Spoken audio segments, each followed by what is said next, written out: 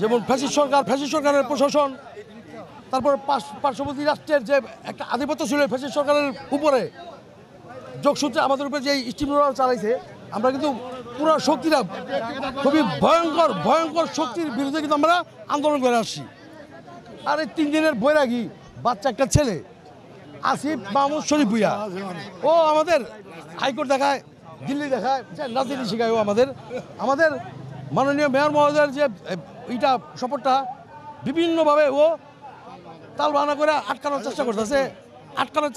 আর কাছে কি শুনেন, ও যে এটা আটকানোর চেষ্টা করতেছে, ও কিন্তু আওয়ামী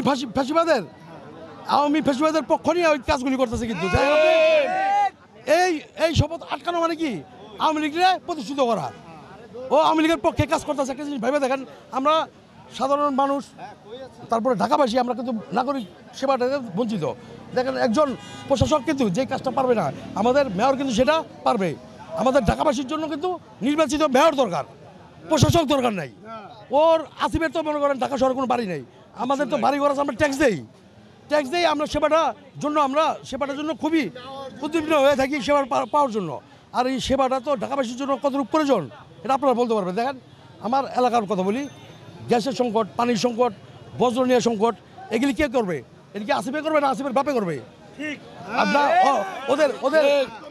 ওদের যে নিয়োগ দেওয়া প্রশাসক, টাকা খায় প্রশাসক নিয়োগ দিয়া এরা করবে? এটা তো একটা নির্বাচিত মেয়রের দরকার আছে। আমার মাথায় গেলে না, আমরা তো যদি রাজনীতি জনগণের জন্য করি না, তাহলে জনগণের কষ্ট হোক, এই কাজটা কেলে করবে। আজকে আমাদের মেয়র শপথ গ্রহণ করতে পারলে, নগর ভবনে বসতে পারলে, নাগরিক সেবাটা নিশ্চিত করতে পারলে আমাদের ঢাকাবাসীর সংকট অনেকটা কমে যাবে। এটা তো ভাই সবাই বুঝে, পাগল না হইলে। ওর তো ভাই ঢাকায় কিছু নাই, যার কারণে ঢাকাবাসী তো করা বুঝে না, যে কি বলুন। আর কোনো কথা ছিল না যে ওরা রাজনীতি করবে, ওটা নিয়ে নামতে গিয়ে এমন একটা অবস্থা হয়েছে। ব্যাপারটা কি শুনে, আমরা তো 5ই আগস্টের পর ইচ্ছা করলে আমাদের মেয়রকে আমরা বসায় দিতে পারতাম, এমন কোনো বেটা আসলো না আমাদের হিলাইব। আমরা কিন্তু ইলিগাল কাজটা করি নাই, আমরা কিন্তু আইনের প্রতি শ্রদ্ধাশীল।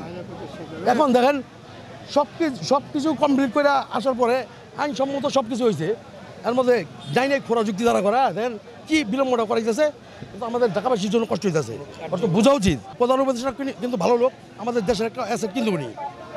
এই মানুষটাকে কিন্তু এই পিচ্ছি বাচ্চাগুলি বিতর্কিত করতেছে, ওনার কাজটারে সমালোচিত করতেছে। কিন্তু এই এরা আমাদের যে প্রধান উপদেষ্টা, উনি কিন্তু ভালো মানুষ, একদম নিঃসন্দেহে উনি কিন্তু আমাদের একটা অ্যাসেট, নোবেল লরেট। এখন এই লোকটার কাজে এরা কিন্তু দুর্নাম করার জন্য চেষ্টা করতেছে। একটা লক্ষ্য করে দেন, এটা আবার বলার অপেক্ষা থাকেন, আপনারা দেখেন না, কালো হাত